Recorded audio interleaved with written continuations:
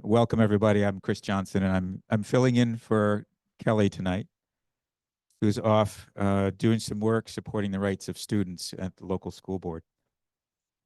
The Lincoln County Democratic Committee acknowledges that we are meeting on unceded Wabanaki land.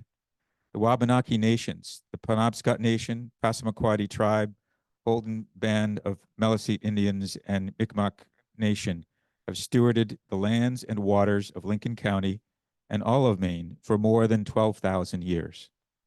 We acknowledge the cultural and physical genocide of the Wabanaki caused by colonialism and recognize that the impact of that history on tribal citizens persists today. We support ongoing decolonization efforts and affirm that Wabanaki nations are distinct, sovereign, legal, and political entities with their own powers of self-governance and self-determination.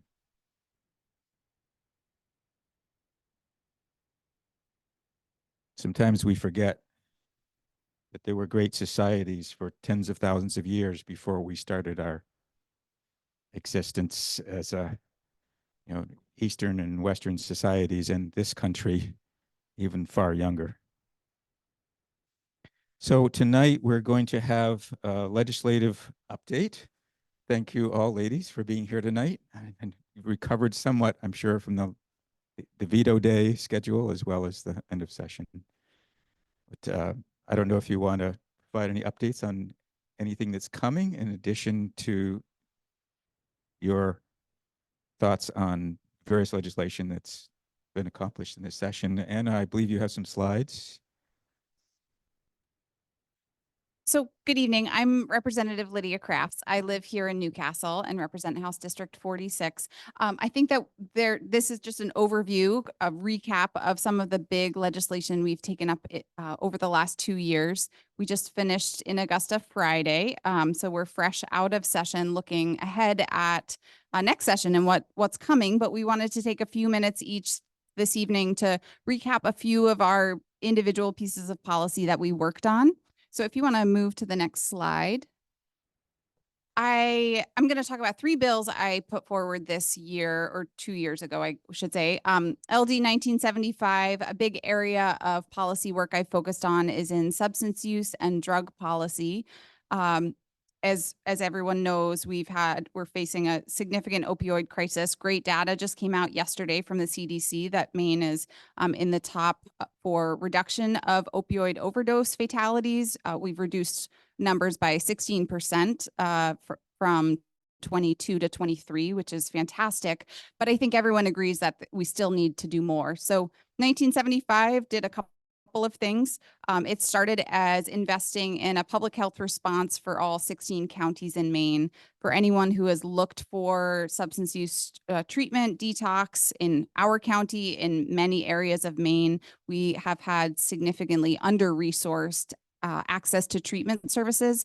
And so this looked at creating a fund specifically for investing in each of the 16 counties, which, as you can imagine, would be incredibly expensive. And I was certainly aware of that as we proposed this piece of policy. It also attempted to decriminalize individual possession charges from the criminal code. So if you or someone was caught with a small dose of any scheduled substance, instead of incarceration and criminal justice, you would be referred to public health access to treatment and services. This, for all of the media coverage coming out of Oregon this year, we have a long ways to go before we're in a position to move forward with this.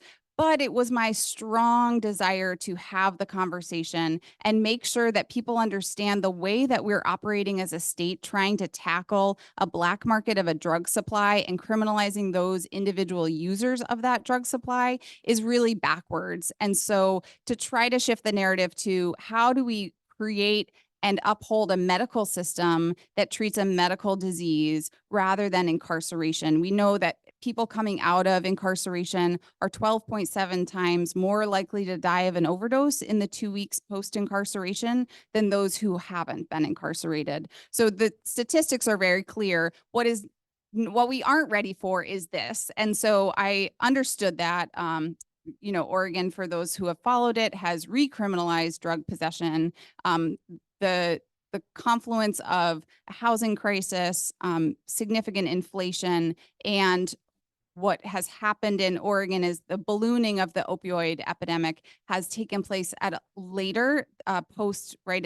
The numbers are still increasing in the Northwest versus in New England. So this got reduced to a study to discuss and look at the concept of decriminalization, as well as investing in crisis centers. That was not funded off of the special study table, and so this piece of policy dies. But as I think you'll hear from any of us who have policies we're talking about that didn't pass, right? The longevity, the process and scope of passing transformative policy takes many years and many cycles. And so this, as one of my areas of policy concern, will continue to come up, right? Others, I'm sure, will propose similar pieces of policy, but more so, we need to be able to have the conversation as a state in what's working really well and what else do we need to do. And so this was an opportunity to do that. LD 440, this bill was brought to me by the Lincoln County Sheriff's Department, and Rand Maker came to me out of concern with the immense loss of funds to financial scams here in the county. Over $1 million a year, he estimates, are reported in financial scams, many of which go unreported. Welcome, come on in. Many of which go unreported because of small amounts lost and the shame and embarrassment when someone sort of gets taken by a scam. So this specifically targeted the use of gift cards when people are contacted by text, email, phone, asked to purchase high value gift cards and then share that information. It looked at creating an education, a piece of consistent notification across stores for consumers at the point of sale to both better understand the risk of this scam and to help train employees to look for red flags as consumers were coming through checkout to see, is this person likely a target of a scam, and is there a way we could intervene to provide information? This also, unfortunately, didn't pass, mostly because the concern that comes to the legislature is when we're trying to create policy that needs a national or a federal, when there's a greater need and it's difficult for states individually to create policies, right? This would affect large retailers, as you can imagine, Walmart, Target, Home Depot, places that sell the large national brand gift cards. There have been several states in the last year who have passed similar legislation. So I'm excited that some states have taken the lead on that. And I think that what's missing in our state is the Attorney General's office provides intervention after a financial scam. We don't have a body that looks at consumer education and protection at a state level. And that was something that came out of the committee discussion, was how do we provide education and support to consumers prior to being scammed, and looking at, I think the state of Maine averages about $20 million a year in the loss due to financial scams. And as we know, they're always changing. It's really hard to legislate policy to keep up with them. And so looking at how other states are doing that will be important, because I think that we can see their lead and tailor that hopefully in the future for greater protections. Mm-hmm. Yeah, so for those on Zoom, a member of the audience just shared her own experience with the loss and a financial scam. And that is the problem in most of what law enforcement was able to share, is that most of the source of the financial scams was coming from outside of the country. So there's very little legal protection or intervention to prosecute. And those scams are changing. So, I'm sure everyone's gotten these, right? A call that has a Maine number that looks like it's a local call from somewhere nearby. And they prey on vulnerabilities, right? It's often like a loved one who is stuck in a bus station, or they impersonate, right, a company that's well trusted, or, an electric utility provider, someone who everyone would need to or consider really important, right? You don't want your spectrum shut off, electricity, right? A call from your bank. Absolutely. And I do encourage everyone who comes face to face with anything like that to call local law enforcement, and also to reach out to the Attorney General's office. Yeah, unfortunately, yeah. I'm sorry to hear that. Finally, I recently a bill was signed into law LD 2140, and this is an interstate social work license compact. And so, for anyone who has looked for behavioral health care, right, therapy services, there's a significant workforce shortage, and it's difficult to get in.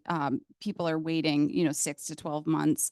I read a statistic recently that 32% of Maine residents seeking mental health treatment don't access it, right? May sign up, may sit on a waiting list. Over 8,000 Mainers sit on a current waiting list for therapy services.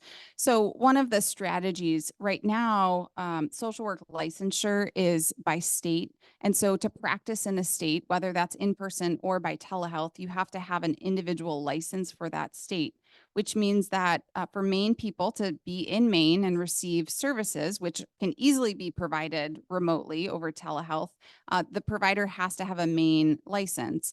And what the Interstate Compact does is the states that sign on to this, so currently there are 10 who have joined, there will be a license that qualifies you to practice in all of those 10 states, hopefully more. There are about 28 who have considered legislation to join. And that would allow providers, the goal is providers living in a more heavily saturated place who there's more competition could offer telehealth or remote services to provide counseling here in the state of Maine. The Interstate Compact is used across professions. I think there's we recently passed one for dentists, for maybe physical therapists. So it's a strategy that has been sort of embraced by multiple professions. Additionally, what it means is people who may be in Maine, such as college students who live in Maine and go to college out of state, can have some consistent service. We see a lot of services having to end. It happens in my own practice. I can work with a college age student all summer, but as soon as they leave the state of Maine, I am no longer qualified to provide them counseling services in their college location. And so it would create hopefully some consistency and a better service for people who are seeking this. The minimum was 7 states to sign on, so we're at 10, which will qualify us. It will take probably a year and a half to 2 years to get the program up, but I'm hopeful that it'll bring more providers to Maine and those who are in school. I have a graduate intern here today, Shannon Landry, who's studying social work. The goal is to help them stay because Maine social workers can also then provide social work services outside of Maine or across the border. So it works both ways. I'm happy to take any other questions. What about people in the service who are passing through? Will that bill cover them? In the military? Yeah. Yes, part of what it does is it gives for folks who are deployed, they have the ability to choose their home state. So they whether they're deployed wherever they are, they can choose a home state, which would, in reality be part of the interstate compact. And then that gives them some coverage to then provide work, from wherever they are. Sorry, I'm just jumping in real quick. I serve on the Health Coverage Insurance and Financial Services Committee that heard both this bill as well as a variety of other interstate compact bills over the past couple sessions. And the Department of Defense is actually a big proponent for all of these compact bills, specifically for military families who have these credentials and they want to be able to kind of slip right into finding a job and being able to be part of our community right away. So this was Department of Defense loves these. All right, great. I'll pass it on to Senator Rennie.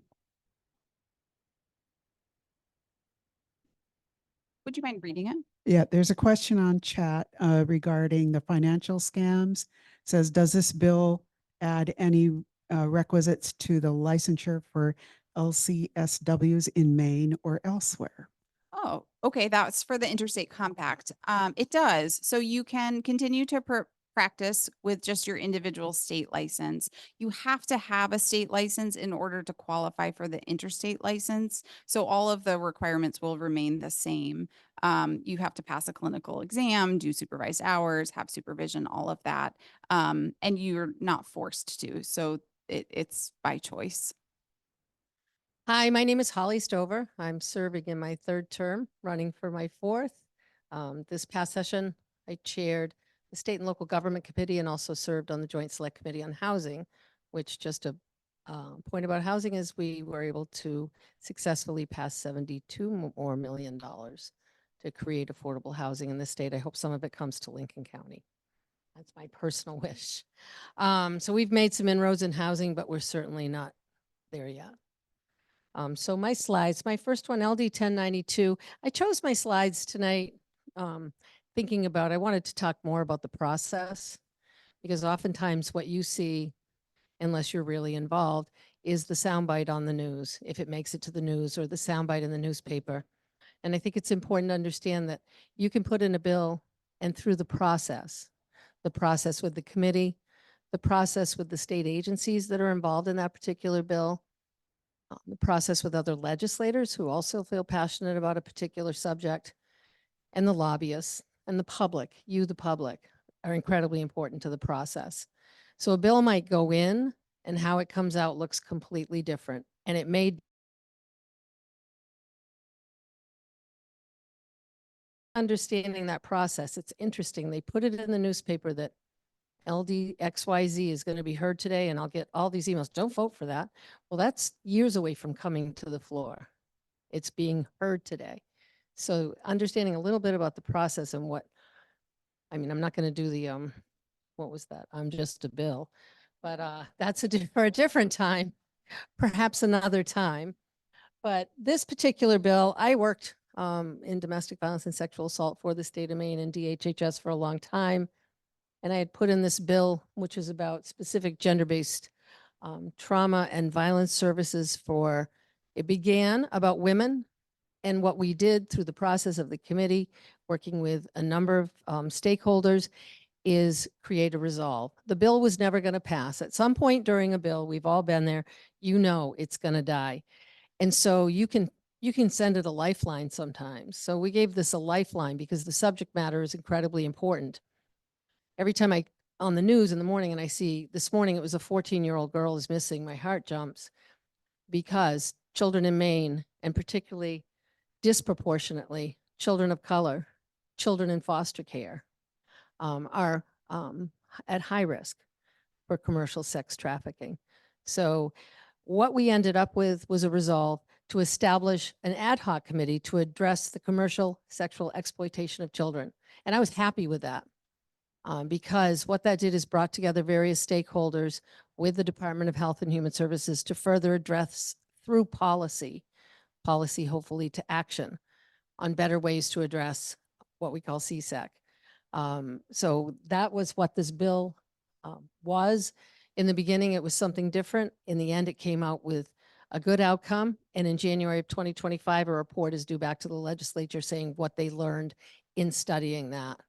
And maybe, and very likely we'll have specific recommendations on something we can do in this state to stop trafficking of children, of all people, but particularly this is about youth. Go to the next one, please.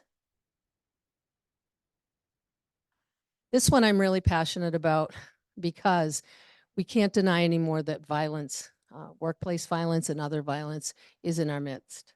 And I worked in the 90s, I worked in that building. I worked on the 4th floor. And at the time, there were no barriers. There was a desk in the hallway where you came in to the department and a very nice person had you sign in, and there was no barrier. If you didn't want to wait, you could just walk on by.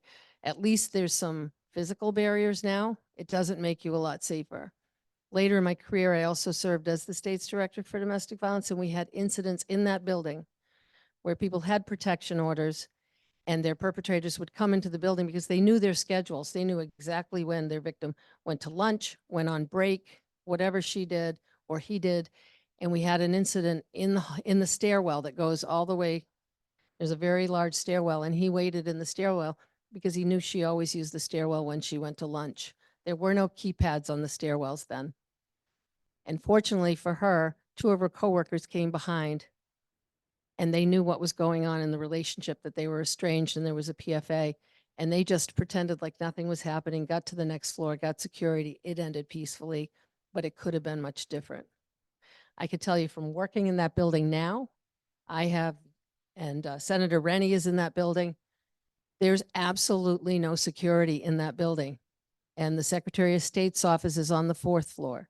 And there's limited security up there. So there's a lot of vulnerability. And we had to shut down that building and move to the other building more than once this session. In my own committee room, I had somebody who was incredibly pointed at me and at one of my colleagues. And it was on a very contentious bill on Article 5. And it was, and had given a fake name. And we did find out who the person was, and they didn't come back. But all we have is a panic button. All we have is under the desk is a panic button, and that won't stop someone. We know that now since October 25th in Lewiston. So this bill has been brought before the legislature as long as I've been there, every year, over and over again. And it died on the table. The money died on the table, but that's not the end of the story, and it's not the best part of the story. By working through it's DAFs, it's the Department of Administrative and Financial Services, working with Capitol Police. We were able to identify, DAFs was able to identify the money for the construction of the security, which when you come to the cross office building, hopefully by the time the next session rolls around, there will be a new entrance and you will be security screened. We will all be security screened. And I'm really excited about that because I don't want to wait until the day one of my colleagues or somebody else dies in that building, and has been my fear, my personal fear for over 30 years. And so it means a lot to me that we're finally going to get something, so that I think one of the worst, it wasn't a bad bill, it's a great bill, but one of the worst hearings I ever saw was in that building in Senator Rennie's committee, LD 227, and the people that were in the hallway. If you can imagine walking out into a hallway and there's 200 people, 200 angry people. And that was the scariest probably of this session. And they were stuck in there. They're stuck in a room. You can't get out without going into the mob. So I am just very pleased. And then the other great news is that there was money found to create the positions, because you have a security system and you don't have anybody to run it. Well, nothing happens. So the money was found for 2 positions that will begin in December of 25 and a second position in December of 24, March of 25. So that it's coming. So even though it says up there, the bill died, it died, but then we resurrected it, and it's happening, and the construction is going to be underway this fall, and it's something we should all be pleased and proud about. Thank you. Next. And this was in my first session of the 131st, and I still feel really strongly about this one, and I chose it as well because originally it had the same effect to if you kill the parent of a minor child in a drunk driving accident, which is a preventable accident, by the way. I know we have a lawyer, at least one lawyer in the room who will say yes, because every day somebody does it. But if you kill the parent or parents of that minor child, you will pay restitution to that child for the rest of their lives. And rather than create a new law, this was amended into the restitution statute, which made it much more palatable for lawmakers, which made it much more palatable and able to move forward. There was not, that pathway really wasn't there, but by amending it in and working with the committee and working with the stakeholders, we were able to make it happen. And I'm glad someday, I don't want to think that it's going to happen to anyone I know and love, but someday if it does, there's a way for restitution to be provided to that child. And that it comes from a place in my heart because I went to college with, and one of my dearest friends in college was one of 6 children, and her father worked. She lived in Quincy, and her father worked for the Boston Globe, and they were a good middle class family with 6 kids, and he was killed by a drunk driver, and it immediately launched them into poverty. They went from being a middle class family to a family that lived on Social Security, and it was a very different experience. So when I put this bill in, I did it thinking of my friend Brenda. So thank you. Any questions?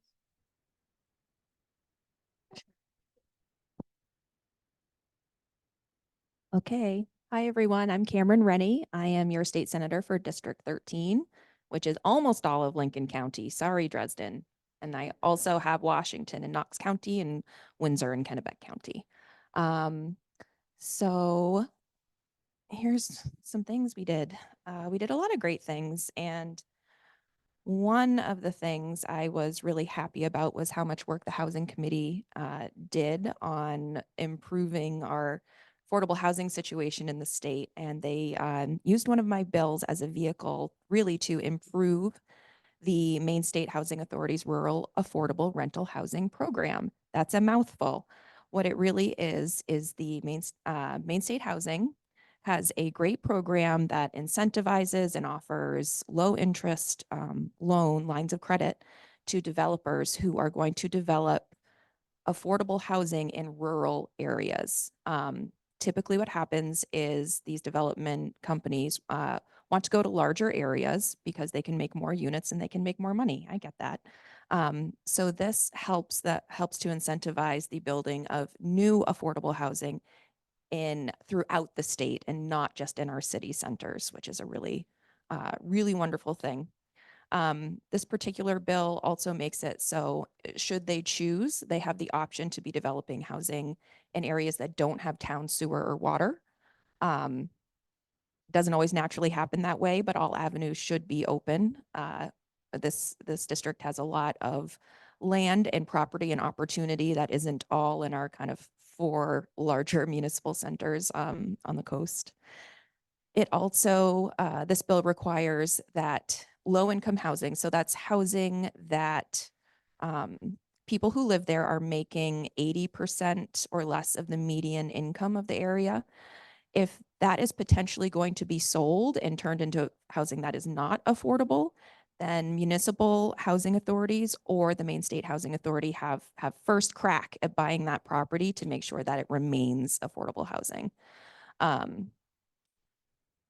So housing is, we're all aware, it's integral to everything that supports our communities in the area. We need this housing for our families so they're not priced out and they don't have to move away. We need housing for people who want to work in the area and they can't afford to live here anymore. It's obviously one of the biggest crises in the state, which is part of the reason a whole new joint select committee was created this past term to deal with this problem. So I was very happy to see this program funded and improved to make it so we have a better chance at getting some housing. So the next one, I really focused a lot of my efforts on affordable healthcare, affordable housing, and environmental issues. This is one of my healthcare bills, which did become law. I'm thankful. So many of you probably already know I've spent several years as a school counselor previous to running for office.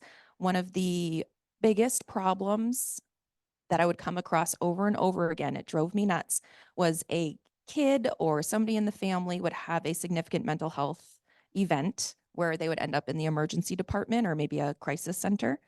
And when that doctor in those locations referred them for mental health counseling, which is a very typical treatment follow-up to such an event, many of their insurances would deny them. They would deny the coverage for that counseling because they didn't go through their primary care physician. And it seems like a simple thing being able to see your doctor, but for a lot of people, it is very difficult. It is another roadblock. And so a lot of these families that desperately needed this follow-up care and social work services often wouldn't get it until they ended up in the emergency department again and sometimes again. So this bill requires insurance companies to pay for those behavioral health care services even when the referral comes from an emergency department or a crisis center. So that is not going to be a problem anymore. It's something I struggled with as a school counselor for years, and we just got it done in the first year and in term. It was great. So I was pretty excited about that one. Go ahead to the next slide. Thank you, whoever is turning the slides. So this is another really big one I worked on. It was LD 1829.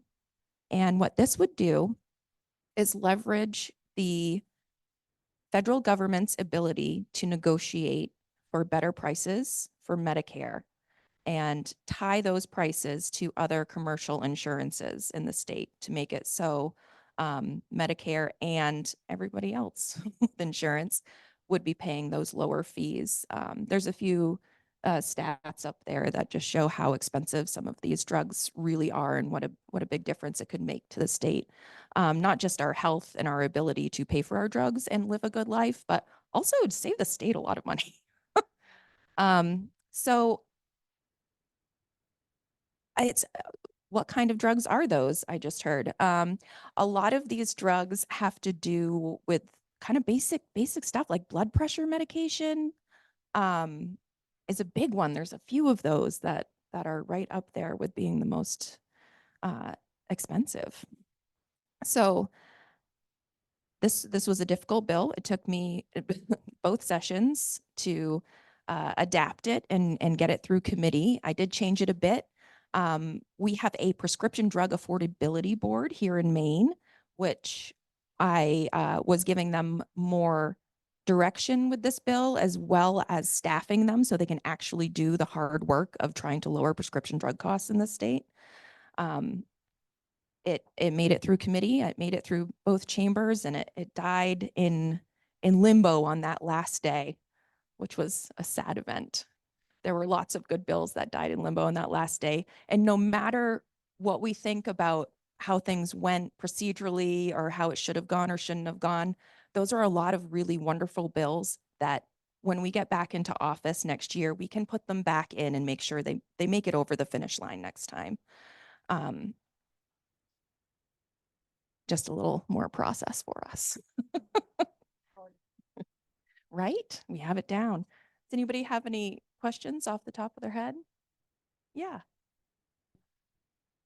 Me personally, I really value my colleagues in the House. These two women in particular are wonderful. And I think that's something that joins us, particularly here in Lincoln County, is we're very focused on just that, these issues that affect everyday regular people. We're not focused on national controversies or these kind of manufactured arguments, if you will, that come up frequently in a lot of politics. We're just trying to make real changes for people in our district, and sometimes it's naming a bridge, sometimes it's making it so Wiscasset doesn't have to pay property taxes for Maine Yankee, sometimes it's making sure Edgecombe gets public water. Yes, there's all kinds of things that we do. So focusing on the fact that we are really here working for people in Lincoln County, and that although we have a lot of great things that we got done, so many, there's also a lot more that still needs to get done. So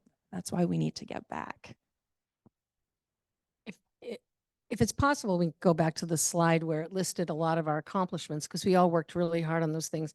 But when you're out talking to people and they ask about our accomplishments, I think affordable housing is one of those things that you can say that we all worked incredibly hard to see different bills pass, and also get them funded, which is really a two-part process. We also worked in the 131st in the past 2 years on reproductive health care. And I think it's incredibly important as Democrats, we recognize how significant. When you watch the national news, I don't think there's a day, either go to work or drive home from work, they're talking about Arizona right now and the status of reproductive health care. I think that it's really important to recognize that in the last session, the first year of the 131st, we passed landmark legislation ensuring that the reproductive rights of women in this state are protected. LD 1619 being the strongest of those. This particular session, the bill I talked about, where Senator Reny was in a room with 200 angry people outside the room, was LD 227. And what that is a shield bill for healthcare providers. You may hear about it at doors. They're going to tell you, if they're the wrong doors, they're going to tell you that what we all did, or in my district anyway, what I did is pass a bill to kidnap children, change their gender, and sex traffic them. That's not true. The bill, by the way, but it is a shield bill for healthcare providers to make sure that those legally allowed medical services in the state that they provide, they are protected.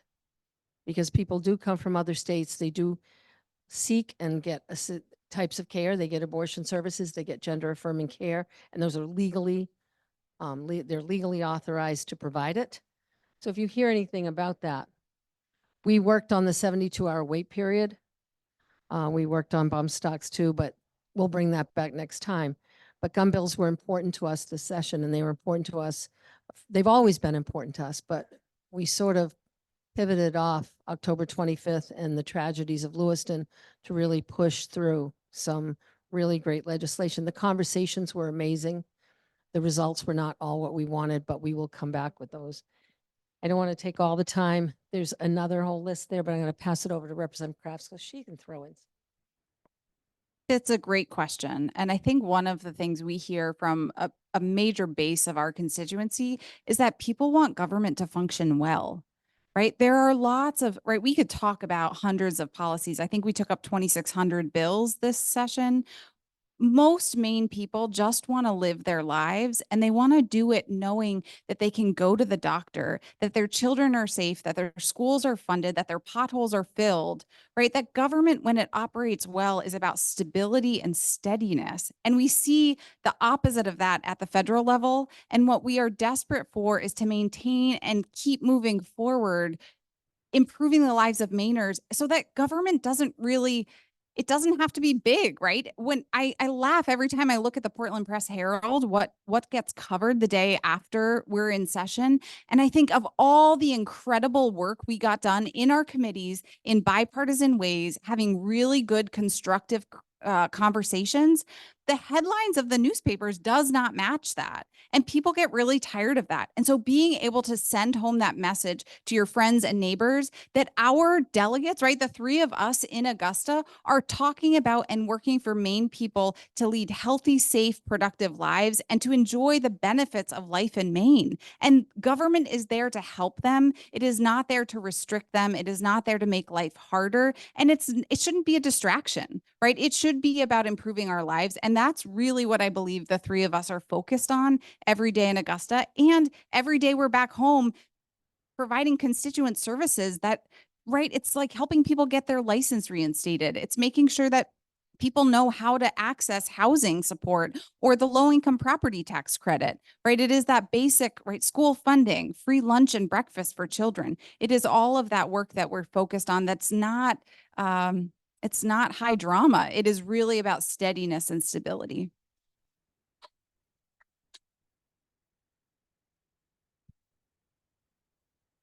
And we're already a little over our scheduled time.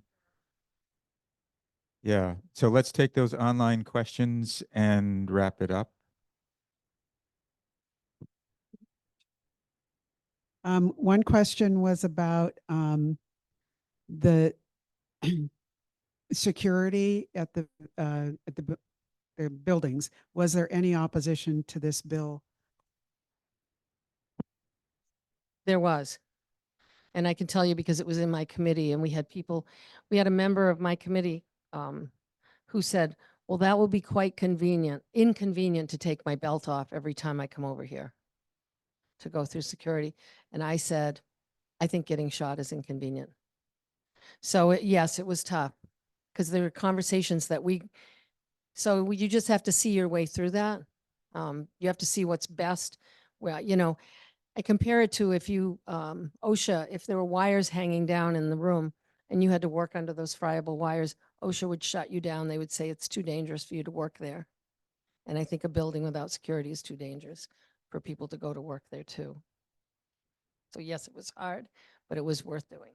Thank you. Another chat question says, why was this bill contentious and who opposed this? Which bill would that be? You could unmute yourself, I think. It was with regard to the tying the cost of pharmaceuticals to Medicare. I am happy to speak to that. It was my bill that was heard in my committee. It seems like it shouldn't be contentious, right? Lower prescription drug costs. The only people it really hurts are pharmaceutical executives, to be perfectly honest. There was certainly a lot of pushback from the pharmaceutical lobby. PMAs. There was, I think, a difference of opinion when it comes to the Dormant Commerce Clause of the Constitution, is where a lot of the some of the resistance was coming from. However, as these other states are doing this right now, other states are obviously going to be brought to court by pharmaceutical companies. That is just the process of things. And as these court cases shake out, I think we are going to find that this is very doable. This is legal and this is the right thing to do, because pharmaceuticals are not a regular product. They're not a flat screen TV. They're not a fancy new car. It's something you have to have in order to live your life. As I'm sure anybody who's known anyone with chronic illness, our health is so important. And because of that, pharmaceuticals cannot be treated with the same free market sort of attitude, so to speak, as they can with luxury goods.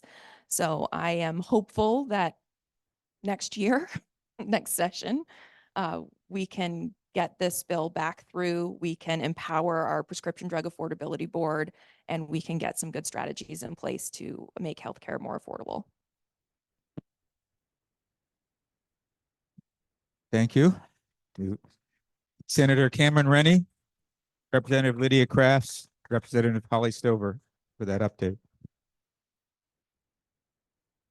Up next is David Costello, Democratic candidate for U.S. Senate. Hi, David Costello. I'm the Democrat. I'm the only Democrat. Pardon?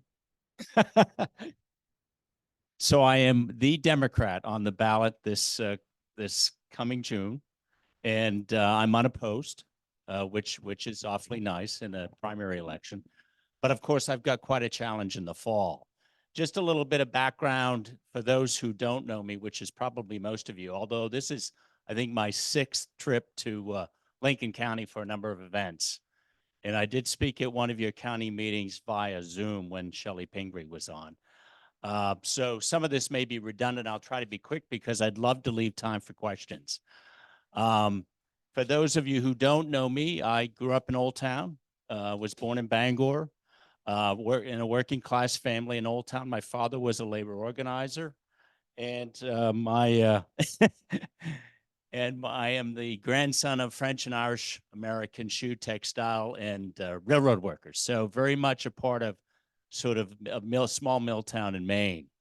I went to college, started at UMaine. I left to work on a presidential campaign. Ended up working on 3 presidential campaigns in the 1980s.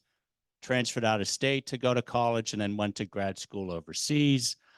And I've been involved in Democratic politics since. As many of you, I was, it was instilled in me at a very early age. I cut my political teeth on picket lines in Old Town and Bangor as a youth, and I've been at it ever since. I've got over 25 years of senior level government experience at all levels of government, including Baltimore City, the governor's office in Maryland. I ran the Department of the Environment in Maryland for a period of time. I worked overseas for USAID in a number of countries in conflict like Cambodia, Haiti, Bosnia, and Kosovo. So I've got a lot of government experience. Also, I've seen a lot of how government works. And as Representative Kraft talked about, it really is about delivery. And one of the positions I held in the governor's office in Maryland is we learned from the British that if you want to get government to operate as efficiently as you should, you've got to measure and you've got to take stock of the performance of government on a regular basis. And that's one of the things we tried to do there. I've also I did some work for NRCM when I returned to Maine, because I'd done a lot of work on the environment and particularly climate clean energy. The reason I'm running, and I'm running now, is because of all of this experience and what I've seen in political campaigns and what I've seen. I did work in state government, and I worked in state government though in the 90s. So it's been a while since I've been working in state government in Maine. I worked for Bill Diamond in his office when he was Secretary of State. So I've dealt with motor vehicle issues as well as election issues. And I worked for the Senate president for a short period of time in Maine. But otherwise, I've worked in large part out of state and overseas. And the reason I'm running is because I think, like many of you, I'm very concerned about the trajectory of our democracy and government. My graduate school thesis had to do with democracy. This was back in the 1980s when I thought our democracy was extremely limited. Well, you can imagine what I think now after Donald Trump and the MAGA intimidation and disinformation. That's really why I'm running, because I believe if we really want to get important work done, and I'm fairly progressive, I think you'd see I'd vote very much like Shelley Pingree, who I'm sure you're very familiar with, votes in Washington. But to really get the important work done, whether it's protecting rights and freedoms, reproductive rights, or LGBTQ rights, or all of the policies that the Democratic Party has supported for over 30 years. Universal pre-K, Medicare for all who want and need it, even nuclear arms control. If you want to talk about security, if there are two existential threats that are still posed today, one is climate change for many people on this planet, and the other, quite frankly, still nuclear arms. And we have not done much at all on nuclear arms. We're going in the wrong direction ever since START 2. I won't get into that because I'd love to leave those kinds of things for questions. But really the reason I'm running is I believe if we want to get important stuff done nationally, and that is money for affordable housing, for instance. That's what the federal government's supposed to do. It's supposed to look at disparities across the country and fund, as FDR did, as Great Society did in the 60s. Those are the kinds of things that we need to do as a government. It's our collective instrument. It needs to be more democratic. And to me, the most important thing, and this is what I would stress and what I'll stress as I'm running, is that if we want to get that important work done, all of those policies, all of those reforms in place, we've got to take a look at the governing institutions, the practices, and the structures of government. We've got a lot of long overdue legislative and constitutional reforms that need to take place. The easy stuff you've heard about, banning the filibuster, banning extreme gerrymandering, Senate holds, campaign finance reform, significant campaign finance reform. We've got to take money out of politics. The harder stuff, but it's important as well, and this is why we have a problem with what's happened in Washington. Roe v. Wade was overturned because of two constitutional structural problems that are going to be difficult to resolve, but we've got to do away with the Electoral College, and we have to take a look at the Senate as an undemocratic and obscenely undemocratic institution. Because of those two things, constitutional anachronisms, we've got a Supreme Court that is so far to the right of America, quite frankly. Less than 20% of the population elected senators. And of course, we've got presidents who were elected who received less votes than the candidate they opposed, and we've got Supreme Court justices. That's one example. So the harder stuff when I talk about legislative and constitutional reforms has to do with things like, it's going to take time. I'm not deluding myself in terms of my chances of winning in November. It's a steep climb, but I'm very much in it. Or in bringing about the kind of legislative and constitutional changes that I would argue aren't radical. I say this to Democrats. Which one, if you look at my reform agenda, go to CostelloForSenate.com, which one of the suggestions, and they're not mine, they're suggestions political scientists, economists have been arguing for years because they make the most sense from a democratic perspective as well as a governance perspective. Take a look at the reforms. And I would say to anyone, which one don't you support? I know they're heavy lifts, but they all make sense. If we apply the right kind of reason and effort, I think we can get a lot passed. Why don't I stop there? Because I'd love to just open it up to questions. And if my daughter Grace would pass around some of the brochures, if people haven't seen it, it might provoke some questions. Generally speaking, as I said, policy-wise, I'm fairly close. I suspect I'd vote almost the same way with Shelley Pingree as she votes, just to give you a sense of where I am on most issues. I do believe I've got a broad range of experience. I'd be happy to talk whether it's related to Gaza. I've been to Israel. I've spent time in Israel and Egypt. I'd be happy to talk about what's going on there and the failures of the last 30 years in that region. Or if you want to talk about anything else, some of these reforms that I think are important, why don't I just open it up there? And if not, I can provoke some questions by saying a few more things from questions I've received in other places in Maine. One thing I would say from a party perspective, let me just mention this as well, just to be somewhat provocative, is that I am a proud lifelong Democrat.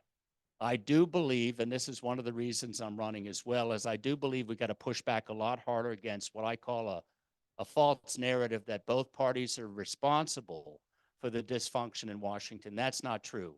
I think, as all of you know, Democrats have been willing to compromise for my entire life in government and politics. We've been willing to compromise. It's the Republican Party that's been the no party. It's been the party of obstruction. It's only gotten worse. And unfortunately, they've crafted a narrative that many people assume both parties are at fault. We're not at fault, and we've got to do a much better job. And quite frankly, I believe also that independent candidates and candidacies outside of Bernie Sanders, who brought people into the Democratic Party, most of those candidacies and candidates do things that undermine the success, quite frankly, undermine our ability to build as a party and to succeed in the platforms we put forward. So those are some of the reasons I'm running as well. I'm running as a hardline Democrat. I'd say it's sort of a New Deal kind of Great Society kind of Democrat, but at the same time, one who believes that government has to be accountable and extremely responsive. And if we put the kinds of reforms in place, one I suggest is a commission of experts that's totally unencumbered by Congress or the White House, that can basically assess on an ongoing basis government programs, budgets, rank them, give us serious accounting, because what gets measured gets done. So those are one of the sort of the wonkier kinds of reforms I think would be good for our government to make it more efficient. I'll stop. Take a breath. What I can do too is I can throw out some questions I've gotten, and as I've said in other meetings. One is about Angus King. I'm from Brunswick, even though I grew up in Old Town. I now live in the same town as Angus King. And what I say to folks is I don't really know Senator King. I certainly appreciate the fact that he caucuses with Senate Democrats. I also appreciate the fact that he's a safe bet. What I would say is this is part of the reason I'm running, as I said, about independent candidacies. Those types of candidates do a wonderful job. They're sort of don't rock the boat candidates who are somewhat centrist. They're very clever at getting elected. They don't deliver in terms of the kind of reforms I think are important to really make a difference. And that's one of the reasons I'm running, is to say he's obviously my sense of having seen him a bit. He's a smart, interesting person. But again, he's been too reticent from my perspective to really push the kind of reforms that are going to make a difference, that we're talking about, or what I've been talking about, and what I'll continue to talk about on the campaign, in terms of the kind of reforms that really fix a broken Washington and that make a difference from a policy perspective. So that's one question I get a lot about running against Senator King. And I'm not, again, I know I'm an underdog. The other thing is, I remind people that we've got ranked choice voting in Maine. Only 2 states protect against spoilers. I would never want to run in a race where I thought I was going to jeopardize. And I am worried about the Senate, not as worried about the House. I am worried about the Senate, in large part because of Larry Hogan now running in Maryland. So you've got more states in play that the Republicans may take. Maine is not going to be one of them. The Republican nominee is not, I don't see her as a serious candidate. She's no governing experience, and she's done an awful lot to apologize for MAGA sort of conspiracies dissemination. So I'm not sure that she's going to be much of a challenge. So again, I don't think we need to worry about Maine. And I would only say this: we've got ranked choice voting. Consider voting for the Democrat, or at least the open Democrat, and for number one, and then Angus King #2. How's that? Where do you stand when it comes to promoting the defense budget, which is almost $1 trillion and actually surpasses $1 trillion if you count all the things that are being paid for through the war budget? Yeah. Well, I'd say a couple of things. One is, well, as you know, collectively, if you include our allies, well, even if you just look at the budget of the United States, no countries, no collection of countries. Now, China's moving up. China's investing considerably more. And of course, what Russia's doing is abominable and is increasing their defense spending considerably as well. So the United States is spending a lot. I would say this is that it's awfully hard time right now to talk about cutting defense spending, but certainly we've got to take a hard look. And I've advocated for years. I worked for Gary Hart, for instance, who was a real reformer when it came to the defense budget. And I think we've got to approach it as not a sacred cow, but we've got to look at every dollar very aggressively with people outside of the Defense Department to scrutinize expenditures, bases, those kinds of things. That's the way we will get the defense budget in line over time, which would mean it would come down. Democrats at least have tried to say, well, if you're going to increase defense spending, then discretionary spending on programs, social service programs and other programs need to go up as well. So it's tough. I would say a couple of things. I would emphasize that the way we become stronger is we strengthen diplomacy. We really take a hard look at arms control negotiations, and we look at our strategic alliances. I'd much rather see us do that, but I would not say today that I think we're in a position to cut the defense budget because of what's going on, particularly with Russia and China. But at the same time, I think with the Chinese in particular, we're in a much better position to negotiate. I don't know if you've ever heard of the term minimal deterrence. Right now, we've got mutual assured destruction as a nuclear deterrence. But if you look at countries like France and England, they're not going to grow their nuclear arsenals because they believe they have enough warheads in the 200 to 300 that they have that are deliverable. They don't need more. I think the United States can sit down with China, can hopefully sit down with Russia again at some point and say at the same time, same with Pakistan, India, even North Korea and Israel, all nuclear-armed countries, to say, if we can bring down our nuclear arsenals, we can bring down our defense budget.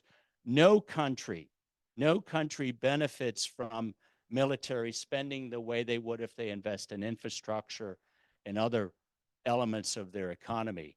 So I would try to make the case that way as a way to bring down the defense budget, but I couldn't say today that we're in a position to cut. But I would argue the road forward is similar to what I just discussed. Well, I've got a real, well, I think many Democrats. I would have supported what Senator Van Hollen and Senator Sanders did a little over a month and a half ago, which, the first thing I say about Gaza is that I was horrified by what happened on October 7th. It was appalling what Hamas did. And I've been to Israel. I would say I've been a supporter of Israel, but my concerns about Israel have grown since Rabin was killed. And it was the right-wingers in Israel that killed Rabin, quite frankly. And the Oslo Accords, which was the first solid attempt at a credible two-state solution, fell apart. Netanyahu and his right-wing acolytes and supporters have put Israel in the wrong posture and position. So you've had this growing apart, not coming together for a two-state solution. As I mentioned, with regard to Van Hollen and Sanders, they were the first to talk about, let's put a pause on offensive weapon systems, because clearly you could tell within a few days of Israel's response, you don't use 2,000-pound bombs on densely populated, even though you know that Hamas is cowardly using innocent Palestinians as shields. You don't You don't blow up the buildings with 2,000-pound or 1,000-pound bombs. You've got to be more precise. You've got to be more careful. I fear that what Israel's done over the last few months is that they've done more to harm their own security in the longer term than they've benefited by trying to take out Hamas in this way. I don't know if that answers your question, but it's, as I think all of you know, it's a very complicated area of the world. Israel is not to excuse Saudi Arabia or any of the other Arab countries in the region. These are countries that have been terrible to many of their own citizens, right? These are not democracies. They're not all good actors, but it doesn't excuse Israel from doing what it's done to the vast majority of Palestinians. And that's something that ultimately hurts their own future. And I think many Israelis understand that. All right. Unfortunately, they're not in charge of the government. So Yeah. thank you very much Yeah. for coming here, Well, answering thank you questions all, and tough ones, and maybe I'll see some of you in Bangor. giving us a sense of what you're thinking and what you're campaigning for. Yeah. Thank you. Well, thank you, Chris.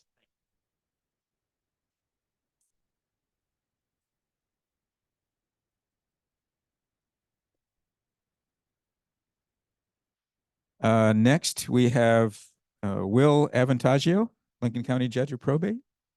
Will? I see that I have 2 minutes on the agenda and I don't really even need that much time. I am William Avantaggio. I grew up in Damascotta. I live in Bremen. I practiced in Damascotta, Newcastle as a lawyer for 30 years now in August. I am Judge of Probate for Lincoln County. I have been since 2016. And I'm here to ask you for a favor. Frankly, I don't have issues to discuss. My court is not a court of issues. I'm a part-time judge on Wednesday mornings most of the time. In the normal course, I would have collected 150 signatures or more, turned them into the government by 2015, by March 15 rather. They would have signed off and I would be on the ballot for November. Nobody's running against me. I did that. I printed them incorrectly. They're supposed to be on 8.5 by 14 paper. They were, but they were formatted for 8.5 by 11 paper. So the Commission on Elections called me and said, we're rejecting all of your signatures. So I'm trying to get 300 votes written in the primary. With 300 votes, my name will be on the election for November. I'm trying to discourage somebody who doesn't know how to do this job from getting this job because the seat's open, basically. To prevent a sort of free-for-all write-in. I got my mail in yesterday. I'm pleased that at least there is a blank that says write-in for Judge of Probate. You don't have to remember that much. You just have to remember, as best I can tell, something resembling my name. Enough so that the clerk who is reading them can say, I think that's the guy that's registered as a write-in candidate. The name is William Avantaggio.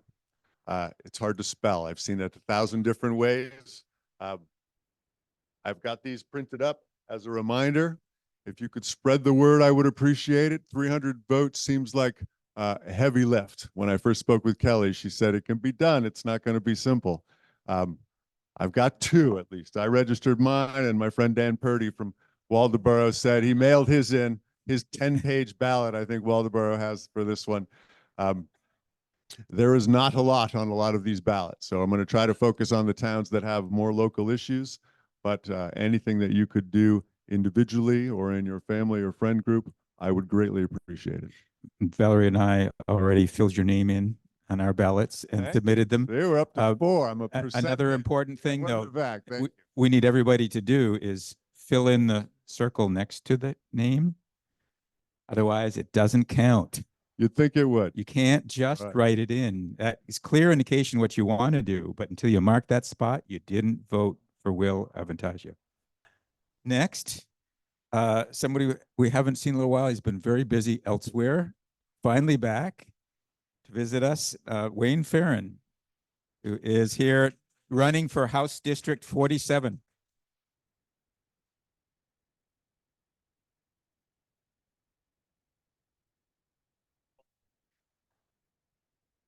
Okay, I'm Wayne Farrin, if you don't know.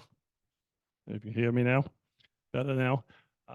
running for District 47, which is now a new district for Jefferson, Whitefield, Alna, Wiscasset.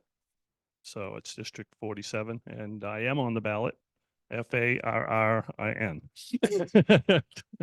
So I did make the ballot for the primary, unopposed, so please vote to keep it going so I can go to the general election. But I grew up in South Bristol, so I've got ties to Lincoln County my whole life. Childhood in South Bristol, grew up in a lobstering family, fishing family, the whole thing.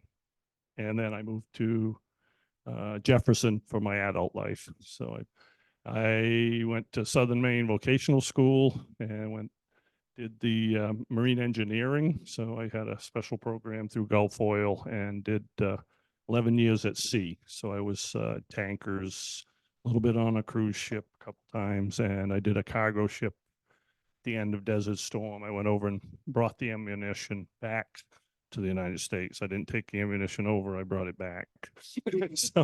So I was doing that for 11 years, and then I got into real estate and have done real estate since then. I had Farrin Properties for 20 years. I just sold to two of my agents, the Peninsula Properties. So I work for them. I don't have a whole 10 people to work with, so I get more time to just work with buyers and sellers. And I also own the Jefferson Market in downtown Jefferson. We opened that up 3 years ago and got that rolling. So I think everything's kind of rolling for this is my time to jump into this. So I'm excited, and I really hate the bipartisan. I want it to be bipartisan. There's so many things that I've seen that's too much extreme on both sides, and I'd like to. I like what the three gals have been doing with working with the other side and doing a lot of things. I think that's great, and I like to be part. And we can be the four of us. Thanks. Any, see, you got supporters already. Any quick questions for Wayne? All right. I guess we'll work on getting some campaign updates up here for you. Thank you. Thank you, Wayne.